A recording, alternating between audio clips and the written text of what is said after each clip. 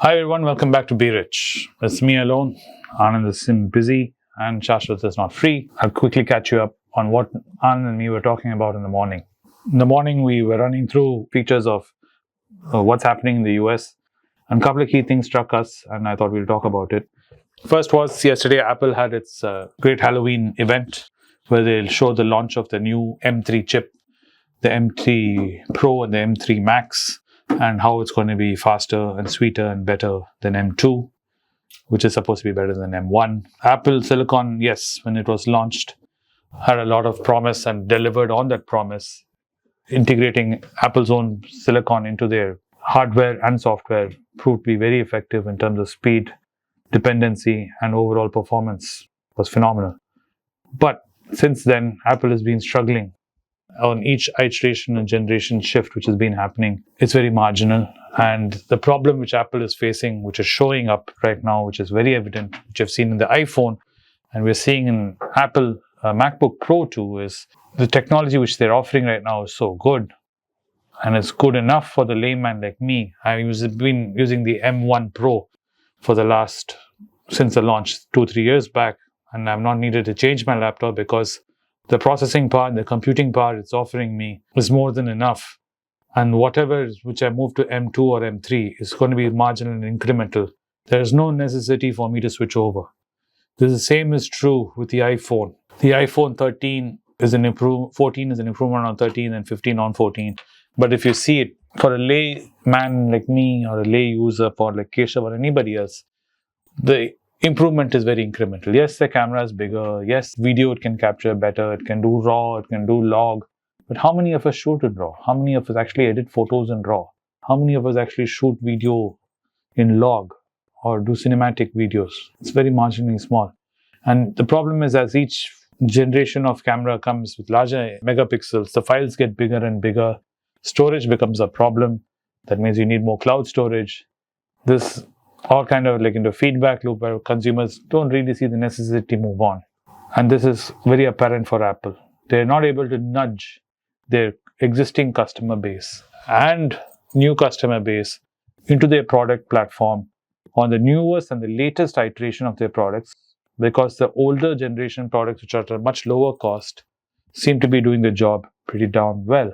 And we've seen there's a decline in Apple's share price. This fiscal third quarter results, there's been an 11% drop, wiping out almost $400 billion in market value. And usually Apple will have a great end of the year World Developer Conference in June. Moving forward, they'll have the launch of the products in September.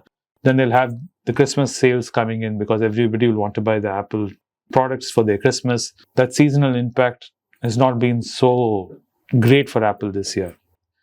That, coupled with the geopolitical challenges of China and the Chinese government, and we all knew what happened in India yesterday with the opposition party getting a warning and all that controversy which erupted, is not giving Apple great PR, and it's being very stressful times for Apple.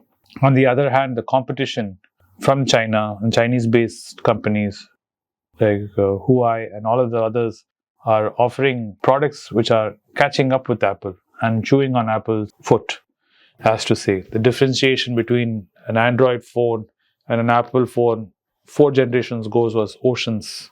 Now it's not there anymore. It's pretty much you can offer the same environment in an Android.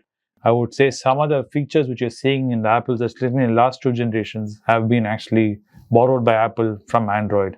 I'm sure a lot of Android users would be there in the comment section saying, yes, this feature was there in Android way before Apple put it in.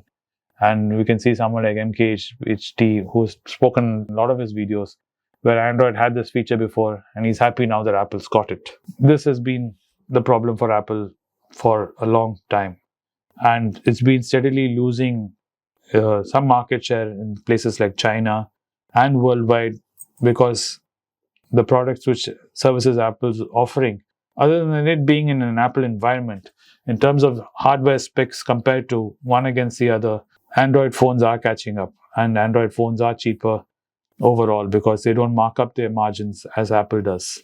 What is Tim Cook been doing? Tim Cook has been going to China and he's been visiting stores and factories and meeting government officials, trying to improve relations for Apple, independent of the American government, trying to change the current trajectory of Apple sales in China. We'll have to wait and watch if that actually plays out. Wall Street is hoping for significant improvement in iPhone sales and revenue from iPhone sales. They're hoping, the analysts in Wall Street are expecting at least a 6.4 to 7% rise in December quarter, year over year. Are we going to see this? Is something we have to wait and watch. Aside from this, Apple is facing its own legal challenges in US with Google over the arguments of unfair advantages it has in searching and in advertising in their own ecosystem. The competition seems to be banging on Apple's door saying you have to keep it a level playing field, and it's turning into a monopoly. So this is all what we've read in regarding to Apple. Another thing which we are reading about is the Biden government trying to change regulations in how investment accounts are done in the US. The Labor Department is proposing new regulations and fiduciary standards, and financial advisors and brokers, insurance agents, advising on a rollover of the IRAs, the retirement accounts. Basically, what they're saying is there's a lot of retirement accounts, and Wall Street doesn't want too much regulation to be dumped on them when they have advisors advising on retirees or prospective people who are going to plan to retire in their retirement accounts. They don't want too much of oversight from the government. While Biden says, and Biden's government says, no, there should be more oversight, and they want to put more regulation into this. And this could make investment in your retirement accounts potentially increase it by 0.2 to 1.2% annually of all the extra fees which is going to land on this. So what is the impact? They're saying is going to be the increased number of people moving money from the 401ks to IRAs. These regulations could significantly impact financial services industries. There are also legal challenges, and could take months for this regulation actually be implemented, because there have been legal challenges being put forth in the US, which is very different from in India. In India, our legal system is very different, where we can't go around challenging everything that SEBI throws out or government throws out, because at the end of the day, it'll all land on the side of the government, and there's very little advisors and investment bodies can do here in India. But in the US, it's not so. Things can be taken to court, and there are multiple levels of court you can take it to, and it's a federal system in the US, so each state can take it differently. It's going to be some interesting times before this junk fees crackdown actually gets implemented, and it happens. So it is something to keep an eye on. The whole point of it, Biden has been saying, is to improve protection for investors, for retirees, especially workers who have retirement accounts, to ensure is oversight. So these fund managers and all that, they don't play too much with their money, and the decisions they take to invest their money is more cautionary and not more risky. So that is something we have to watch. This is another thing me and Anand saw. The third thing me and Anand saw, which I wanted to talk to you guys, which Anand wanted me to tell you guys, was about Microsoft's launching its Copilot. It's their own version of generative AI work assistant, which is going to be available for businesses starting on Wednesday. It's going to be built into Microsoft's 365 Office suite, and Copilot is designed to perform tasks such as summarizing video calls, drafting email responses, converting Word documents into PowerPoint presentations. And it's going to be great because it's integrated into Office. Office is used widely. A lot of people have been using ChatGPT and, plugging it through other, AI, generative AI, which is there. But there's a sense of excitement and anticipation around Copilot, because many believe it's going to streamline workflow for everybody and enhance email communication. And since most of the world uses Outlook, MS Office, it's going to be much easier for everybody to integrate and use. A lot of people have found it very difficult to use ChatGPT because, in my generation especially, they're used to a certain work format, especially if you're working in a corporate environment. Suddenly to change and learn a new software, a new tool, which is outside the ecosystem, and find out how to plug that in and to communicate between both has proven tough. That's why it's not been such a wide adoption of AI tool as expected. But with Copilot, people believe it's going to be much easier for people like lay users to use. People are not very informed on AI technology. It's going to be just like another feature of Office, which is going to be built into Office. And it's going to be very easy to use, and it's going to make AI more acceptable for everybody. The real kicker in this whole thing is Copilot is going to cost an additional $30 per user license per month. and a minimum purchase of 300 licenses are required. So it's going to be a huge boost in revenue for Microsoft. This is the first time we're going to see actual revenue boost for Microsoft through AI alone. So this is something to keep an eye on and something to watch, how Microsoft is able to monetize generative AI and AI technology. And is it going to be another huge revenue stream for Microsoft? This is something interesting because it's an infancy stage. There's early adopters into it. But once it goes mainstream, Anand feels if they're able to crack the code and Microsoft is able to make people go mainstream into AI through Office, and they're willing to monetize and pay for this additional service, Anand feels it could be a huge revenue boom for Microsoft, like how cloud was, how they pivoted from Microsoft being a operating systems, a software company, into a cloud company. He feels there's going to be a major pivot. Nadella can do this, and it can be a huge revenue boost. And this, coupled with them buying the gaming platform Blizzard, it's going to be something to watch out, is what Anand feels.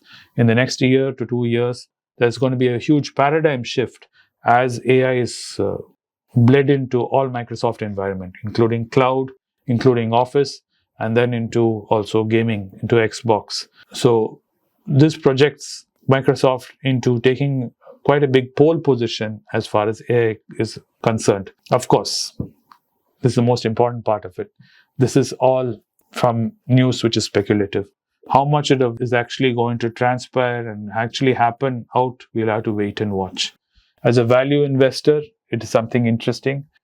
It may be an opportunity, so we have to wait and watch. Because as I said, initially when AI was launched, a lot of hoopla happened around it. And I would say most of it, yes, has happened, but it didn't happen as dramatically as it was reported in the news. It has been slow and steady. So this adoption might be a bump or it might be a gradual rise, is what we have to wait and watch. But it's interesting times nonetheless. I hope you found this 3 news items which we spoke about interesting and informative as always. I'll try and pull Anand in to talk more about these things in the next video. Thanks for watching the video, and I'll see you in the next one soon. Bye. Those who are desirous of meeting me can meet me in Kuwait on the 24th of November, the last Friday of November. After a successful meeting in Hyderabad, my team wanted to do an event in the Gulf again. It has been decided to do it in Kuwait, and hence I am there on the 24th of November, the Friday. Thank you. It's a great privilege and honor that so many of you in thousands have subscribed to my channel and have supported me. I have written 2 books in English, The Alchemy of Money and Ordinary Stocks, Extraordinary Profits.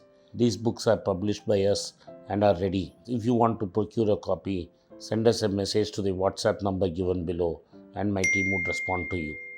If you want an Amazon Kindle copy, you can click the link below. Finally, those who wish to consult with me can send a mail to berichenglish@gmail.com. Once again, I thank you for your support. If you like this video, press the subscribe button of my channel, hit the like button and turn on the bell notification.